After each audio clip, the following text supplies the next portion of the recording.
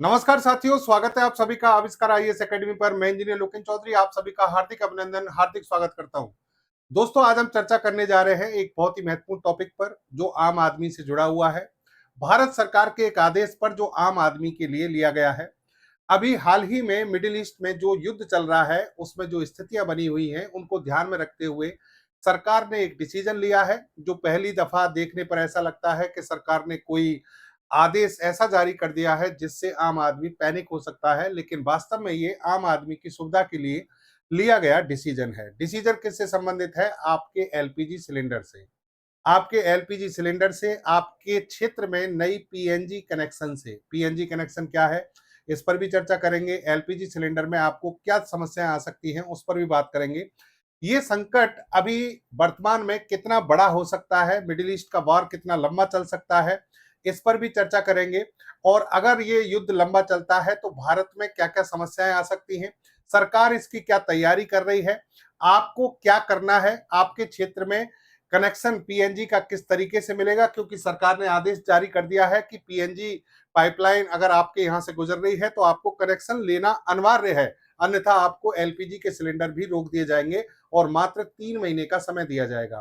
तो ऐसे में ये बातें सुनकर थोड़ा सा दिमाग में कहीं ना कहीं एक पैनिक महसूस होता है कि यार कुछ समस्या आने वाली है। तो ऐसे में आपको पहले से अवेयरनेस होनी चाहिए, आपको पहले से चीजों को समझना है कि हमें वास्तव में क्या करना चाहिए। अगर आप शहरी क्षेत्र में रह रहे हैं तो आपके लिए और ज्यादा ध्यान देने की आवश्यकता है। ग्रामीण क्षेत्रों में दूसरे भी कुछ वैकल्पिक ईंधन के साधन हैं जिनसे काम कुछ समय के लिए चलाया जा सकता है, लेकिन शहरी क्षेत्रों में तो ये बहुत ज्यादा आवश्यक हो जाता है। आज के पूरे सेशन में हम समझेंगे पीएनजी क्या है, एलपीजी क्या है, सीएनजी क्या है, इनमें से कौन सा ईंधन तकनीकी रूप से अच्छा होता है, क्या हमें इसके फायदे हैं, कीमत की बात करें तो कैसे यानी कौन सा ज्यादा किफायती है। दूसरा, चलिए मान लीजिए हम ये पूरा मानस बना लेते हैं कि पीएनजी कनेक्शन लेना है, तो उसके लिए हमें क्या करना होगा, सरकारी स्तर पर कौन सी कंपनी इस क्षेत्र में कैसे काम कर रही है। आपको मान लीजिए आप किराएदार हैं या मकान मालिक हैं तो किराएदार को भी ये कनेक्शन मिल सकता है, नहीं मिल सकता है, या फिर जो भी तमाम क्वेश्चन इससे संबंधित आपके दिमाग में जो आ रहे हैं, उन सबका निवारण सरकार के द्वारा किया गया है और आज हम उसको डिटेल में समझने जा रहे हैं। तो चैनल पर नए हैं तो चैनल को भाई सब्सक्राइब जरूर कर लें। इसमें कोई कंजूसी नहीं करें, क्योंकि आप हमारे जो वीडियो देखते हैं उनमें हम बहुत मेहनत करते हैं और एक छोटा सा काम आपका करने से हमें बहुत राहत मिलती है, बहुत विश्वास मिलता है। और वीडियो को लाइक और शेयर करना ना भूलें। देखिए खबर क्या है, समझिए डिटेल में, और सारी चीजें लास्ट तक पूरा क्लियर करूंगा, तो लास्ट तक वीडियो में बने रहिएगा। घर के पास पीएनजी पाइपलाइन है तो कनेक्शन लेना ही होगा, ये सरकार का आदेश है। सरकार ने यहां पर आपसे कोई रिक्वेस्ट नहीं की है, बाकायदा सरकार ने आदेश जारी किए हैं कि आपको ऐसा करना ही पड़ेगा। आपके आसपास से पीएनजी की लाइन, पीएनजी क्या होता है, पाइपलाइन नेचुरल गैस है। इसके बारे में पूरा रासायनिक भौतिक जितनी भी इसकी विशेषताएं सब पर बात करेंगे। तो ये आप सभी अखबारों में सुर्खियों में इस समय देख सकते हैं कि भाई ये खबर जो है यहाँ पर छपी हुई है। सरकार ने बाकायदा आदेश जारी किए हैं और इसको पूरी तरह से यानी अपनी जो प्रेस इंफॉर्मेशन ब्यूरो है हर जगह पर इसको छापा है कि आपको करना क्या है, किस तरीके से आपके सामने चीजें आने वाली हैं। सबसे पहले देखिए, आगे बढ़ने से पहले एक एक पॉइंट क्लियर करते चलेंगे। सबसे पहले ये समझो कि ये संकट वास्तव में कितना बड़ा है और क्या वास्तव में हमें आने वाले समय में 2-4 महीने में, जैसा कि सरकार ने भारत के प्रधानमंत्री ने संसद में खड़े होकर ये कहा कि कोरोना से भी ज्यादा विकट समस्या आ सकती है, पूरे देश को एक साथ एकजुटता के साथ काम करना होगा। तो क्या वास्तव में इतना पैनिक है? मिडिल ईस्ट में देखिए, सबसे पहली बात आप सभी को पता है कि जो हॉर्मुज स्टेट है वो उसको ईरान ने रोक रखा है और ईरान ने यहां से जितने भी ऑयल टैंकर हैं या गैस टैंकर हैं उन सभी को जाने पर पाबंदी लगा दी है।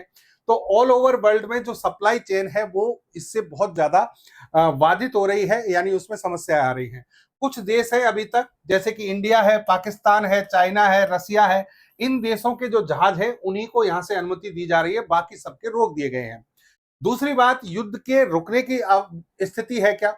जैसा कि डोनाल्ड ट्रंप ने घोषणा की थी कि भाई 5 दिन का अल्टीमेटम दे रहे हैं, समय दे रहे हैं, युद्ध को रोकने की जो स्थिति है उसको ईरान को समझना होगा, अन्यथा फिर क्या होगा, इसके बुरे परिणाम होंगे। उधर से ईरान ने अपनी शर्तें रख दी, ईरान ने कहा कि बिल्कुल नहीं, ऐसा कुछ नहीं होने वाला। अब देखिए यहाँ वर्तमान स्थिति, आज की स्थिति क्या है? आज की स्थिति ये है कि ना तो अमेरिका और ना ही ईरान ना इजराइल इस युद्ध को रोकने के मूड में नहीं है। ईरान ने ये अच्छी तरह से जान लिया है कि इजराइल के द्वारा या अमेरिका के द्वारा इस पर जमीनी हमला किया जा सकता है, यानी सैनिक जो है वो भेजे जा सकते हैं। इसलिए ईरान ने नए सैनिकों की भर्ती स्टार्ट कर दी है और ईरान में घोषणा की गई है कि लगभग 10 लाख नए सैनिक, नए लड़के, नए लोग जो है वो सेना में भर्ती होने के लिए तैयार हैं। दूसरी तरफ यूएसए जो है उसने 10,000 सैनिक भेजने की घोषणा की है कि मैं 10,000 सैनिक जो हैं हम इसमें क्या कर रहे हैं, उतार रहे हैं। इसका मतलब युद्ध की स्थिति अब विकराल होने जा रही है, विकट होने जा रही है। इसका मतलब ये हुआ कि जो सबसे बड़ा जो क्षेत्र है ऑयल और गैस के लिए, वो अब जो क्षेत्र है वो इस स्थिति में आ जाएगा कि यहां से सप्लाई होना संभव नहीं रहेगा। तो अगर ऐसी स्थिति बनती है तो उसमें भारत सरकार पहले से तैयारी कर रही है। भारत सरकार ने अभी कहा कि हमने लगभग 74 डेज का रिजर्व जो भंडार है वो हम तैयार कर रहे हैं, जिसमें से 60 दिन की हमारे पास में ऑलरेडी आपूर्ति है। तो किसी प्रकार का पैनिक होने की आवश्यकता नहीं है। भारत में अफवाहें जो फैलाई जा रही हैं उन पर ध्यान देने की आवश्यकता नहीं है। अभी सरकार ने जो डिसीजन लिया है उससे पहले आप समझो कि सबसे पहले तो ये देखो कि ये पीएनजी और एलपीजी की हमारी निर्भरता किन देशों पर है, तो आपको संकट समझ में आएगा। देखिए पीएनजी यानी पाइपलाइन नेचुरल गैस जो है उसका सबसे बड़ा भंडार रसिया के पास है, लगभग दुनिया का 24%।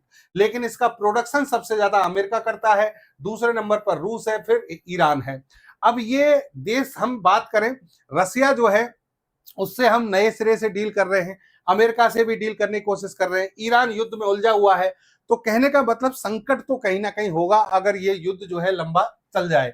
हमारी लेकिन बात यह है कि ये तो चलो उत्पादक और भंडार इनके पास है, हम जो है वो सबसे ज्यादा किससे मंगाते हैं? कतर से। और कतर जो है इस युद्ध में उलझा हुआ है। 40 से 42% पीएनजी जो है कतर से मंगाई जाती है। फिर उसके बाद ऑस्ट्रेलिया, अमेरिका, इन देशों पर हम जो है यहाँ पर वो है यानी निर्भर हैं। ये हमारे भारत की सप्लाई है। अब देखो यहाँ एक और चीज समझो कि एलपीजी मुख्य रूप से कच्चे तेल के शोधन और प्राकृतिक गैस के प्रसंस्करण का उप उत्पाद है। यानी एलपीजी और पीएनजी, इन पर मैं डिटेल में आगे बात करूंगा अंतर क्या होता है रासायनिक और भौतिक रूप से। लेकिन थोड़ा सा अंतर ये समझ लीजिए, पाइपलाइन ये दोनों ही क्या है, जैसे एलपीजी की बात करें या पीएनजी की बात करें, ये सब फॉसिल फ्यूल है, जीवाश्म ईंधन है।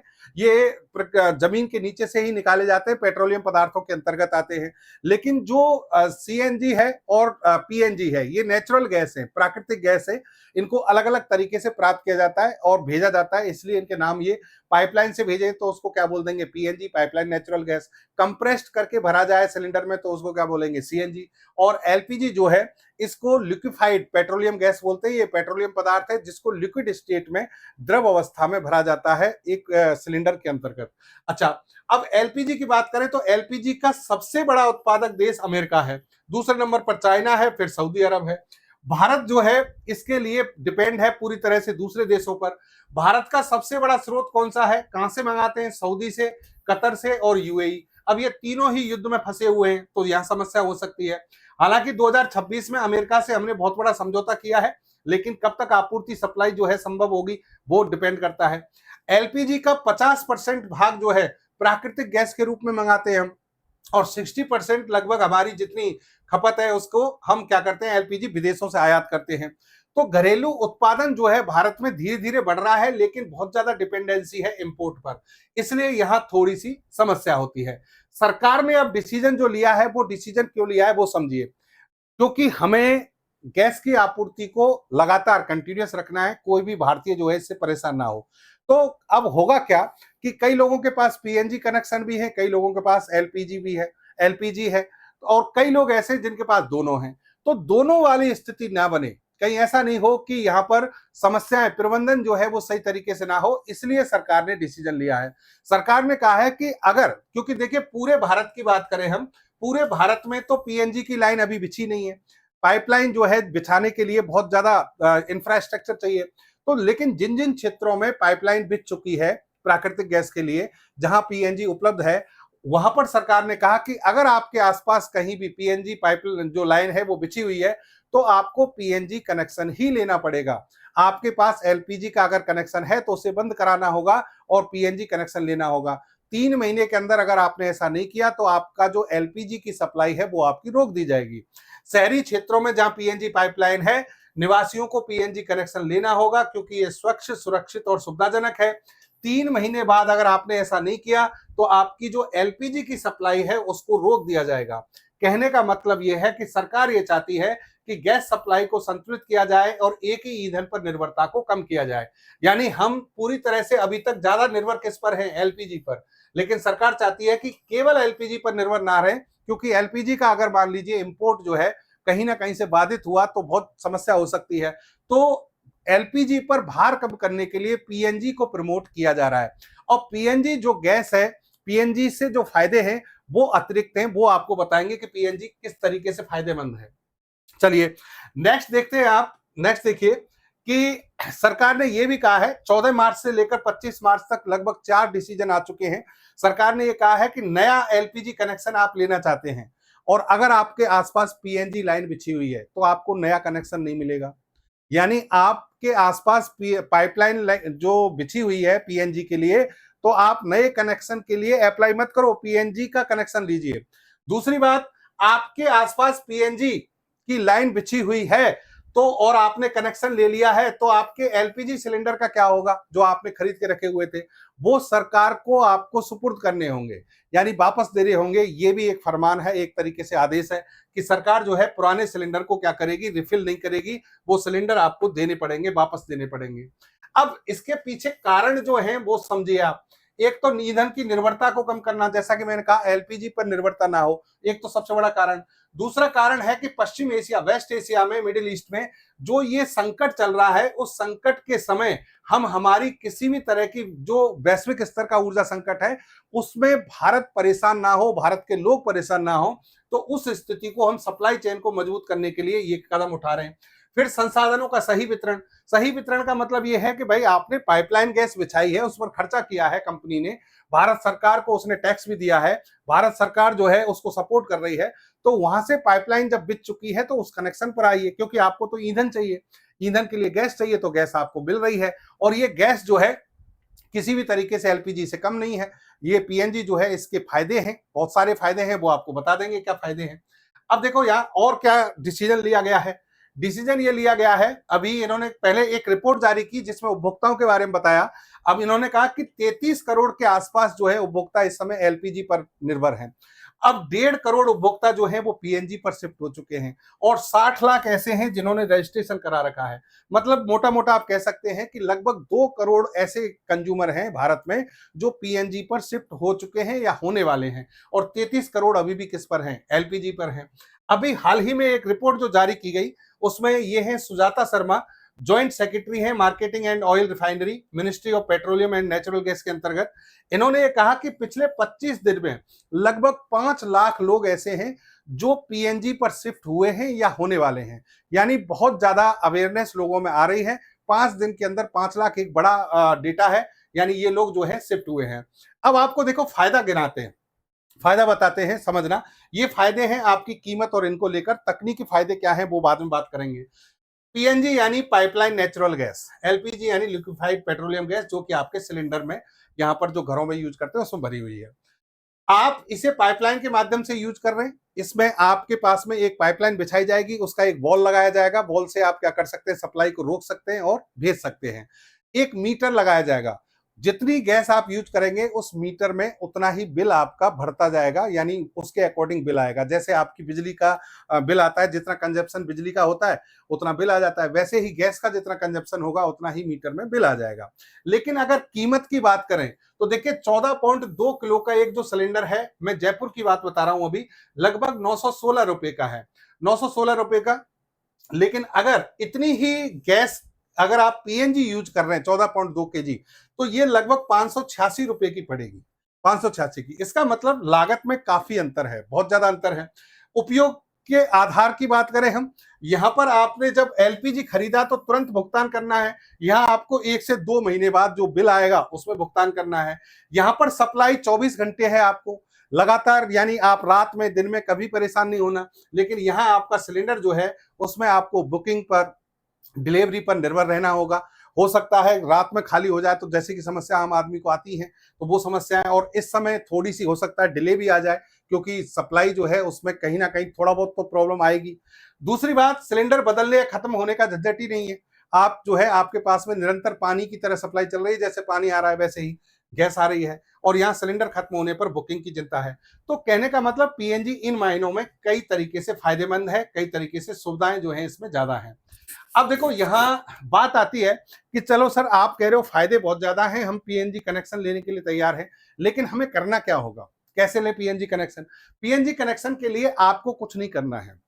आप अगर अपने स्तर पर प्रयास करना चाहते हैं तो आसपास ऑफिस में वहां पर जा सकते हैं, जहां भी कोई गैस कंपनी जो है इसके कनेक्शन जो है लगा रही है, उस ऑफिस में जा सकते हैं।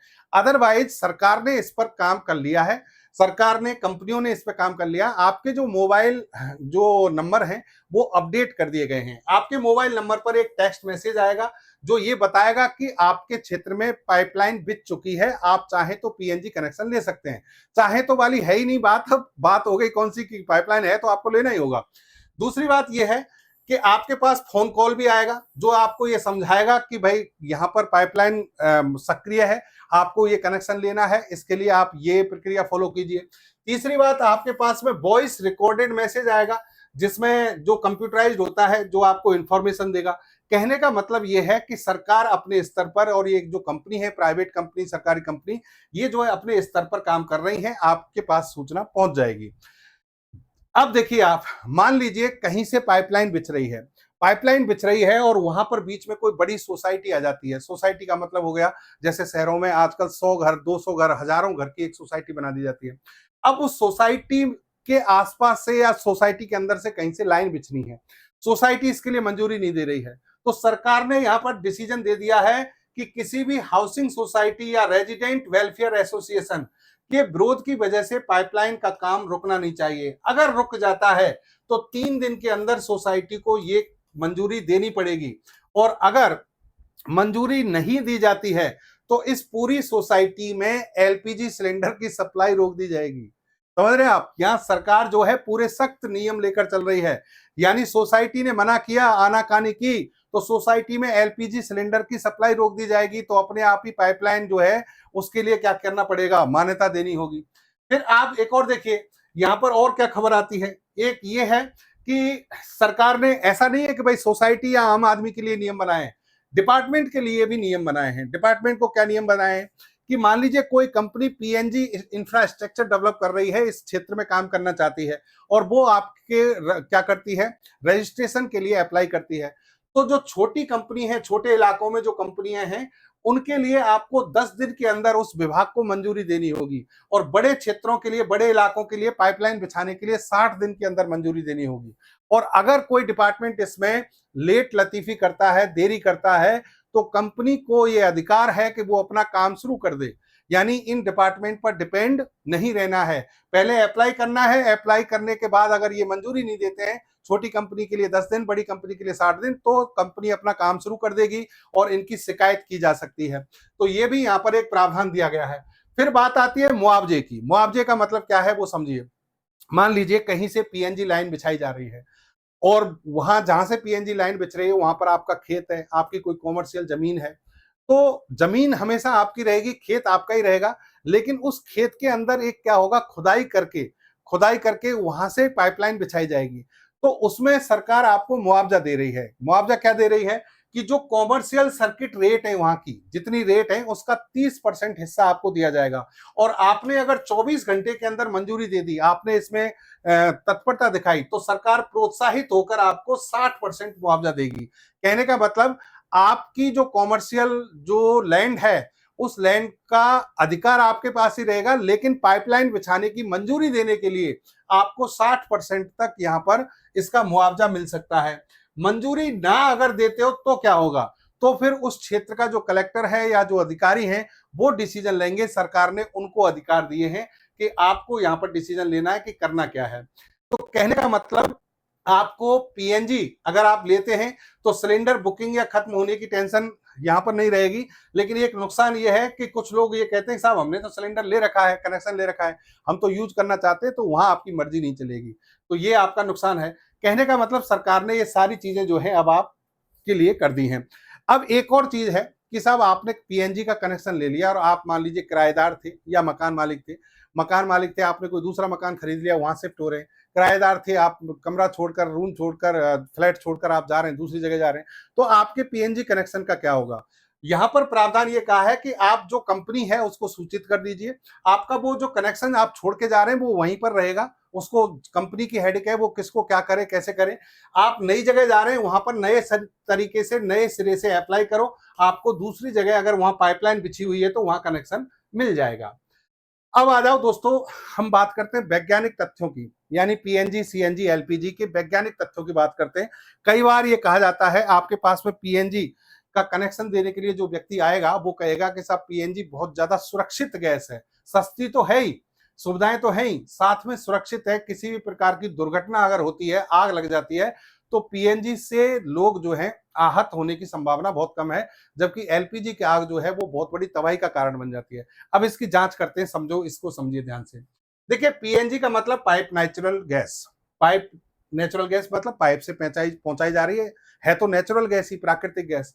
सीएनजी होती है कंप्रेस्ड नेचुरल गैस, है नेचुरल गैस ही लेकिन इसको कंप्रेस करके भरा जा रहा है।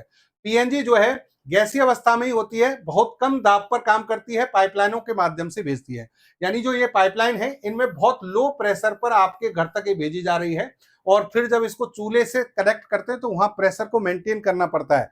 बाकायदा आपके पास में एक कर्मचारी आएगा, वो प्रेशर को मेंटेन करके जाएगा, और ये मीटर लगा दिया, इसमें आपकी बिलिंग होगी, ठीक है। सीएनजी की बात करें, सीएनजी प्राकृतिक गैस है, लेकिन ये वायुमंडलीय दाब से 200 से 250 गुना ज्यादा दाब पर सिलेंडर के अंदर भरी जाती है, और जनरली हम ईंधन के रूप में व्हीकल में इसका उपयोग कर रहे हैं। फिर आ जाइए लिक्विफाइड पेट्रोलियम गैस। ये पेट्रोलियम गैस है, इसको रिफाइनरी में रिफाइन करके और तब प्राप्त किया जाता है, बहुत उच्च दाब और ताप पर इसको प्राप्त किया जाता है। और इसमें क्या किया जाता है कि जब सिलेंडर के अंदर भरते हैं तो इसे लिक्विफाइड फॉर्म में लाया जाता है। लिक्विफाइड फॉर्म में लाया जाता है, या कह दीजिए खुद आ जाती है। क्यों आ जाती है वो भी बताते हैं। एक्चुअल में आप यहां पर देखेंगे कि जो पीएनजी है और सीएनजी है, ये प्राकृतिक गैस के ही दोनों पार्ट हैं। इन प्राकृतिक गैस में जो सबसे ज्यादा कंपोनेंट होता है वो होता है मीथेन गैस, यानी जैसे इसमें बहुत सारी गैस है, प्रोपेन हो गया, एथेन हो गया, ये गैसें पाई जाती हैं, लेकिन सबसे ज्यादा मुख्य घटक इनका जो है वो मीथेन होता है। मीथेन का फॉर्मूला होता है CH4, इसमें कार्बन की संख्या 1 है, ध्यान रखना।